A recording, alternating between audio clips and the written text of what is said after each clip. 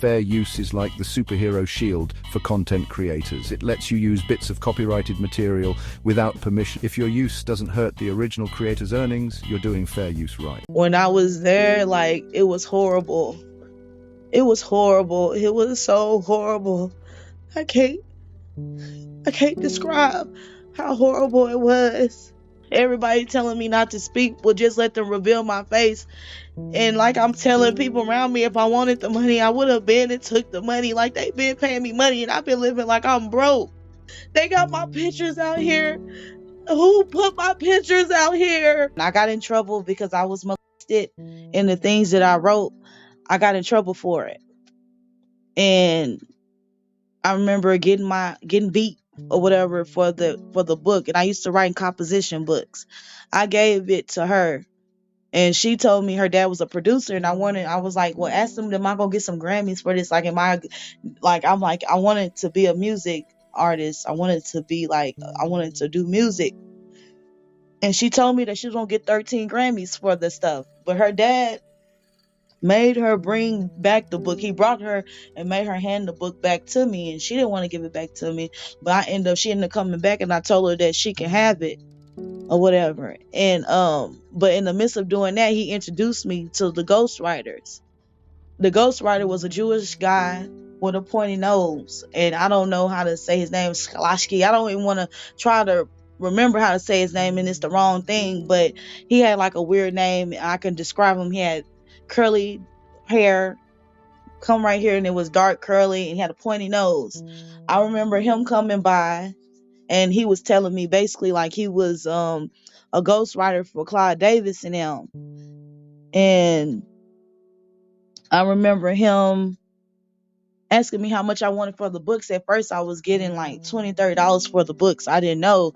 And then he ended up bringing Clive Davis by, and Clive Davis like, give her whatever she wants. So he was like, how much money you want? You can say whatever amount of money. And I remember saying $500. I don't know. I'm a kid. I say 500. And every time he gave me the money, I gave that money to my grandmother. So I'm writing books. I done wrote over 100. But when I did my when I wrote the report the first time, they made me I wrote 50 composition books full of music. I remember Pierre Harvey coming by, because then I started writing music for P. Diddy. And P. Diddy liked the music, but Pierre Harvey was coming by, and at first he was nice and he was paying me too. But I remember one time he came in, like, he got snatched the book out of my hand, and he didn't pay me my money. And then he came back another time, and he had a big phone. And like back then the cell phone was like real big and thick. He had a big thick ass cell phone, and he was telling me that P. Diddy wanted to meet me or whatever. He wanted me to come to his flavor camp for 48 hours. So he told me to ask my grandmother, could I go? I asked my grandmother, she said no. And at the time, my mother was on drugs. And I was all like, I was mad at her, because I'm like, I want to be famous, I want to be rich or whatever. I want to be famous. He gonna make me a singer, and we gonna be rich. He's saying that I got potential to be like the next Michael Jackson. Is basically what the nigga was telling me. And she said no. So when he called on the phone, I was like, she said no, I gotta ask my mama. She was being funny, like, ask your mama. But she knew my mama wasn't around. So I told them that, and they was like, we'll take you go find your mom. And I was like, for real? And he was like, yeah. So when they came back, I was expecting P. Diddy to be outside, but P. Diddy wasn't outside. Pierre Harvey was outside, and he picked me up. When I got to the car, he was all like, he put P. Diddy on the phone, because I was like skeptical about getting in the car. So he had to call P. Diddy for me to hear his voice. And once I heard his voice, I got in the car. And then when I got in the car, I remember him like, eat the candy, eat the jelly beans. I think I had on pink that day. Pink, like some pink sweats and like a shirt. And I had bobos in my head. And he was like, eat the candy, eat the candy. And some said don't eat the candy, but then he was like being real persistent. Eat the candy, try it. These are new jelly beans. We just invented these with jelly beans. And when I ate the jelly bean, I was like, this is nasty. And I was spitting it out. And as I spit it out, I was like, I want to get out the car. And he slammed the door, and then he got in the car. And I remember being out of there. And I remember them putting me on the jet and them saying, "Damn, this little heavy." I remember him being like, "Wake up, wake up." I remember waking up. I remember my ear popping, and I remember my stomach dropping on the airplane. It was just us I'm calling it airplane. That's what I called it back then, but it was a jet. I remember getting there to the studio. I'm out of there asleep on the couch. I remember Asian man or a Chinese man being there, and he was all like, "You did this to my son. I'm going to the police. Like, you did this to my son. He's in the hospital." And he was all like, "If I was you, I wouldn't say nothing or whatever. You're gonna end up dead." And like the man looked terrified when he said that. You know, I don't give a fuck about you going to the police. And I'm going in and out. Um, I remember looking on the pool table, and there was a lady getting on the table. I thought she was Mexican, but she was the Arabian, that Arabian lady that was Miss Gloria Alvarez. I saw her getting on the table, but I was like I was conscious, but I was coherent, but I couldn't move. And then I remember being like, I'm thirsty. I remember him giving me something to drink, and I remember it tasting nasty, and him laughing, and him doing his little dance talking about welcome to the flavor camp in my face or whatever. And then I remember coming to, and he was telling me, asking me if I smoke, if I drink, and I told him no, and he was telling me basically I can't turn down anything that he offers me. I have to, if he offered it to me, I have to do it. I remember him giving me a tour of the place, and him giving me the camera. I remember him like trying to make me feel comfortable, and he was like complimenting and saying, "Oh, she got a nice." I felt so uncomfortable. He was like, "Don't she got a nice body? Her ass is nice." I remember that. I remember him telling me to get the camera and to take pictures. He took pictures of me, and like when I took a picture and I'm like in front of the thing, I'm taking pictures like this, and I took a picture of the bed. That was me. I just took a picture of the bed. He was like, "Go walk around." I put my phone on do not disturb. He was like, "Go walk around," and he told me to take pictures. And I remember taking a picture of the bedroom. I took a picture in the studio, and he was like recording me. And I also I'm just going in and out, in and out. I don't know, he offered me something else and I passed out, but then I remember being in that room with him, and he was all like being extra touchy with me. And I was like, yeah. I started feeling like he was a creep, but I was still like going along with it. And he was like, "What kind of you like?" Like he was asking me about me being molested, and I was honest with him, and I told him about stuff, because he was like the stuff that I was writing. I had to be like, they was asking me, have I ever been molested? Have I ever had sex? And I was like, yeah, knowing I was a virgin. I've been molested, but I never been penetrated. He asked me what kind of cocks I like, and I was like, real big cocks. I like big cocks, real big cocks. And he sent Roger Bonds to go buy a pink dildo. And I remember waking up, looking in the mirror. I look in the mirror and I see P. Diddy behind me. And I know when I was in the room, he took my virginity on that bed. And I remember screaming and hurting, but I had to take that. I had to take it. But then after that, I remember I just woke up again. I'm in the bathroom, bent over the sink. I'm yelling, but I guess I'm not making noise. I don't know. But I'm yelling, "It hurt. Please stop. I'm weak. I can't move." And he's giving me or whatever. He turned me around, kissed me in my mouth, and was like, "I'm not going to hurt you." But he was hurting me. And he turned me back over. And when he stuck it in he told me pinch his nipples and all type of crazy shit. He kissed me in my mouth, and he turned me back over, and I passed out again when he stuck it in my ass, and the pain stopped, and then I was relieved, and then I felt the pain again, and when I woke up, it was Pierre Harvey behind me, and he stuck it in my ass, and I remember looking and yelling, "No, stop, no, stop."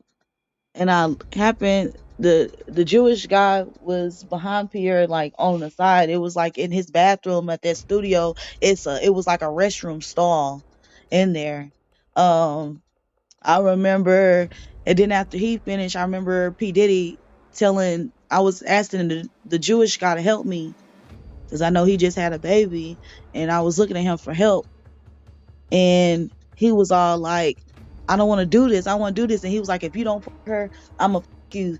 So the dude got behind me, and his stuff was soft, but he was like acting like he was doing it with me, and then like I wasn't yelling, I wasn't screaming like I was. So then Diddy kind of pushed him back, but Diddy had told that man if he didn't do it to me, he was gonna kill him. That man, hurry up, got naked. And I remember Diddy pushing him out the way, and I mean, or no, Pierre pushed him out the way. I remember Pierre smoking crack out of like a crack pipe. I don't know if it was crack. I don't know what the was in it, but a crack pipe is where it's circle. You know, it's not. It's he was smoking out of that, and I remember him making me give him head, and like I was using my teeth and everything. He slapped me upside my head, and he was all like, "Don't use your teeth," but I couldn't breathe, and like he was just gagging me with his dick. It was just so like their dicks were just so big. I remember after that, it was like a break in between, and but then I remember looking to my left, and P Diddy's in the doorway with like one of them old school cameras, and he's sitting there jacking off and sitting in a chair in the doorway of the restroom. I remember passing out, waking back up, being over the sink, and this nigga sticking a champagne bottle in. I was like yelling at that point. I know I was yelling at the top of my lungs, and they just had me so hurt, and they left me in their restroom, and I don't know how long I was in that restroom, but my legs and stuff wouldn't work, and some white guy came and got me out the restroom. This white guy, he when he smiled, he has a cat like a smile like Garfield. uh he picked me up, and I was like, I just want to go home, I just want to go home, and he was like, I'm gonna take you home, I got you, I'm gonna take you home. So they put me back on the jet, and I wake up. I'm with some other white girls, like we all teenagers. They were a little bit older than me. Um, I wake up with them, and like at first it wasn't like it was fun, but then they disappeared from me, and it was me by myself. And I remember being drugged the whole time, and I remember them drugging me so much, and they wanted me to feel the pain, and they had my hand over the stove. I remember waking up screaming. This was a fat white guy. He kind of hunchback, got a pointy nose. This fat white guy, they were just he was just passing me to different white men, and at the and to a point they all started looking the same to me.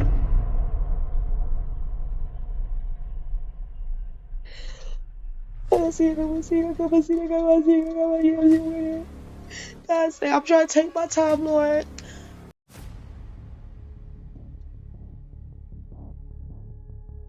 Okay, it's just the memory that I think it's the memory, and it's like every time I think about it, it's like I relive it, and I'm there and I see it. My body can't move, but I'm there, and I don't know what days it was. I don't know the time, like, you know what I'm saying? I just know it was daylight, or I know if it was hot. I remember them having me in the summertime, and I remember being there in the cold.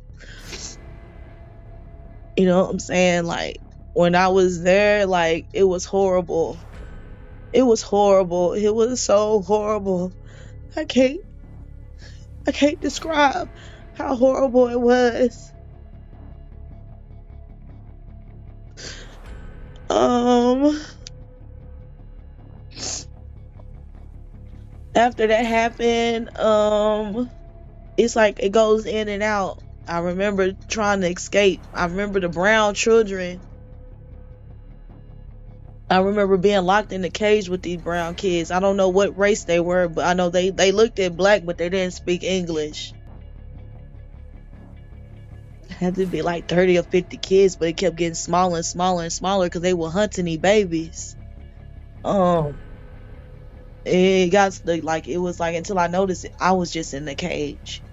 But before they like took me out the cage and put me back in the cage, they had me these babies with them. Um,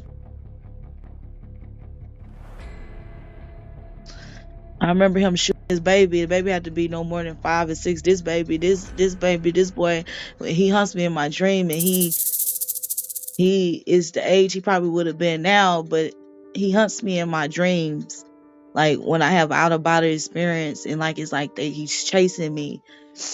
Uh, I remember he shot that baby, and I was like, I'm not gonna stop him. And he, pop, pop, pop, pop, pop, pick up the knife. So I picked up, and I was just going like this.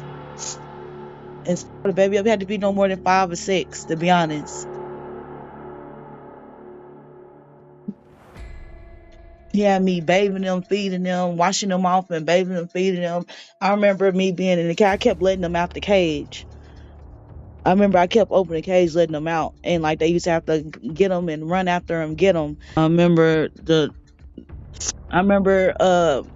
them being in there, and we was saying our names, and I was like Lamisha, and one said her name, and then she was talking in her language, and I ain't hear nothing, but she was like, fight. So every time we got out the cage, it was like we all, like when it was time to get ready, everybody having sex, that's when I started fighting back. I remember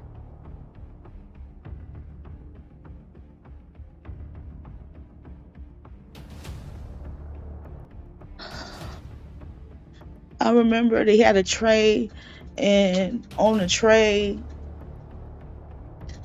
there was a knife, it was a corkscrew, it was a glass bottle, it was a candle, and it was a cigar on the tray. And I remember all of them had to stick it in me. And I will never forget how Bill Cosby lit the cigar and put it out on my vagina. Yes. I never came forward to his case or whatever, but he had Jane Doe's, but that opened up all the old stuff that he been doing. But I never came forward in that because my grandmother never took me. She never reported me missing, and she never took me to do a police report.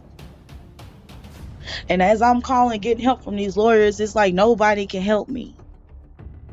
And like I need help with a lawyer. Like, you know what I'm saying? And it's like, I know that's me. Like I can provide pictures, not the picture that they have, because they have the original. The police had the original copy of that picture of me. You know what I'm saying? They had the original copy of that picture of me.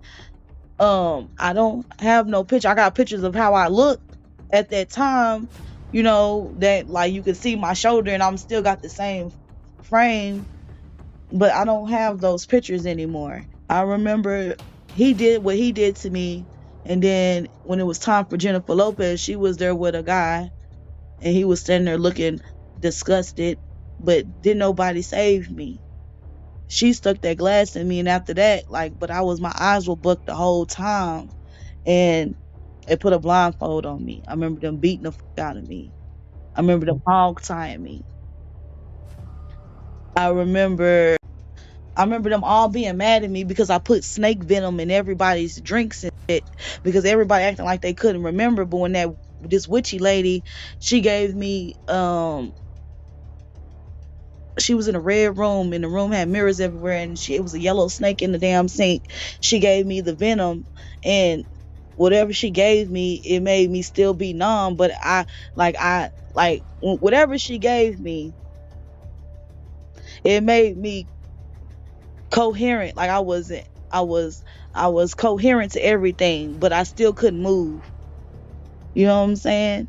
And I put it in everything. And I remember Kris Jenner being mad about it, and I stabbed her in her left side of her shoulder, like right here. This is where I stabbed her, right there. And no, it's not allegedly. It really happened. It really happened.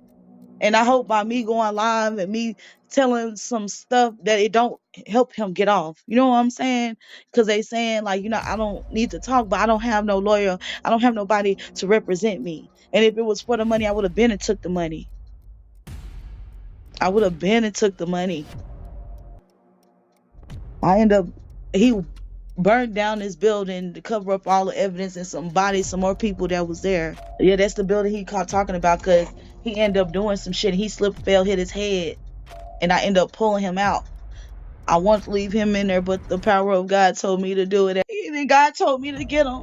And I wanted to let that nigga burn. I wanted to let that nigga die. I swear for God, I wanted to let him die. I can't tell you. I wanted to let him die. I cannot make this up. I cannot make this up. Yes, I was young, and yes, I pulled out a grown man out of a burning place. You hear me? And I jotted for the woods, and I was lost in the woods. I died in the woods. God brought me back to life, and I just told God, just please kill me. I don't want to get but I'm hungry. I was in the woods. I don't know how long I was in the woods until I made it to the barbed wire fence beat me up. I was already beat up because before I made it to the woods, they beat that damn deal inside of me. The deal he made Roger Bonds go by. He told that man go buy that deal. They beat that deal inside of me, and I don't know. I went to the highway. I made it through the barbed wire fence, and I'm like, damn, I thought I was in the jungle. Cause they kept telling me, you're in the jungle. So I didn't know where the fuck I was at. I'm thinking I done ran away from Africa to America. That's what I'm thinking in my kid mind. You know what I'm saying? And this is how I wrote my police report. This is how the first police report is written. You know what I'm saying? And I get to the barbed wire fence. I almost get hit by cars because it's the barbed wire fence, and then it was the freeway. And I collapsed on these trash bags, and some white man, I think his name was Samson, he picked me up, and he drove me from Miami and took me back to New York.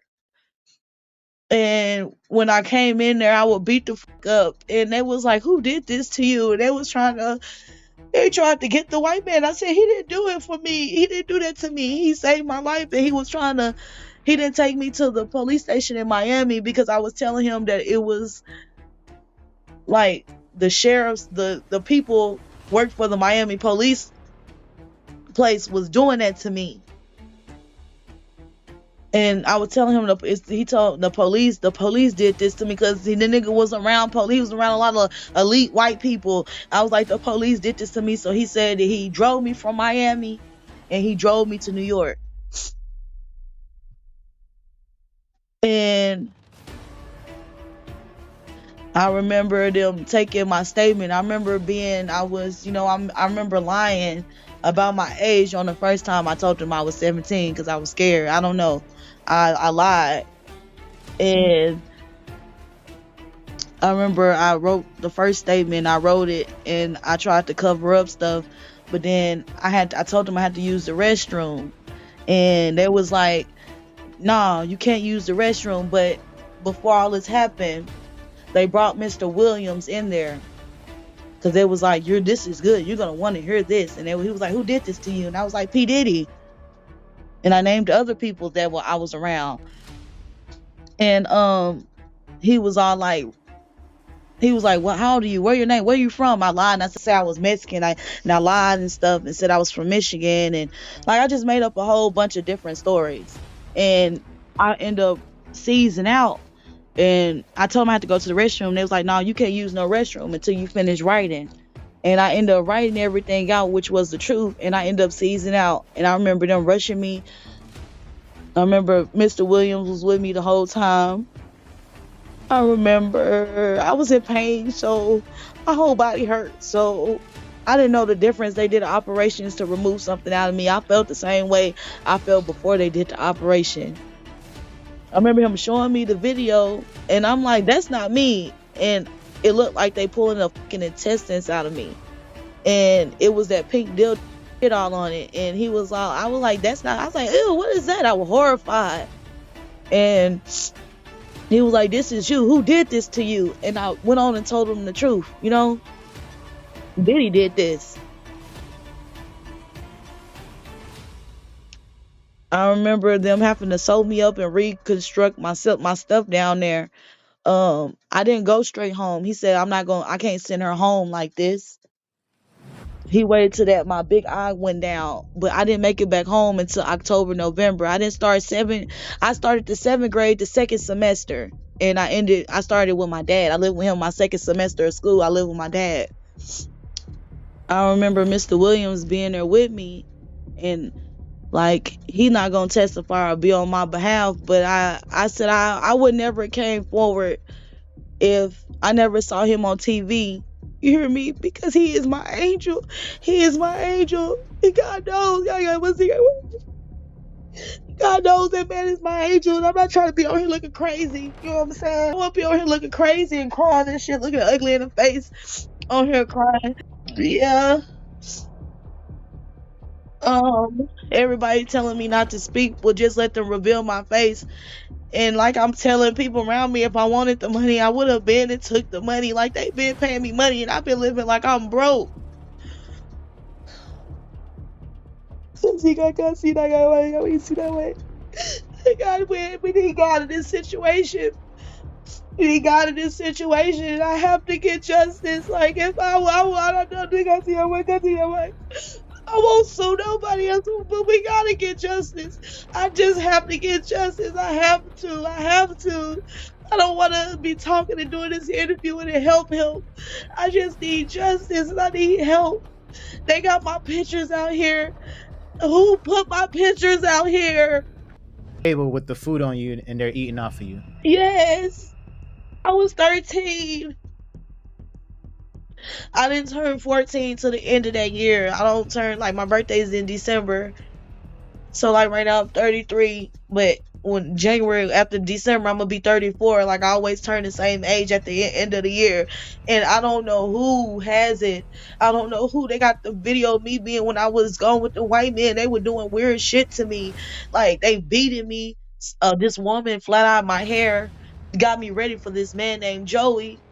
And they beating me, got me strapped to a tree, and like I just feel like I'm being bullied because they putting it out there. You know what I'm saying? Who would glorify this? This is nothing to glorify. And it's like everybody that's coming forth and they doing interviews. Everybody that's doing interviews has something to do with me. Everybody that's doing interviews has something to do with me. And I'm just sitting back and I'm just watching people. Like I don't watch TV, listen to music no more because everybody that you listen to it hurt me. You understand what I'm saying? And even if he was telling them I was 17, I was still underage. The fake age that people told me to say, like I'm still underage. And this man had my mind gone because I was being abused at home, and I was thinking that this is how the world treats you. You know what I'm saying? I'm thinking this is love. This you gotta do. You gotta do. He took my virginity. My mom was gone. I don't know. My mom was gone. My mom was gone.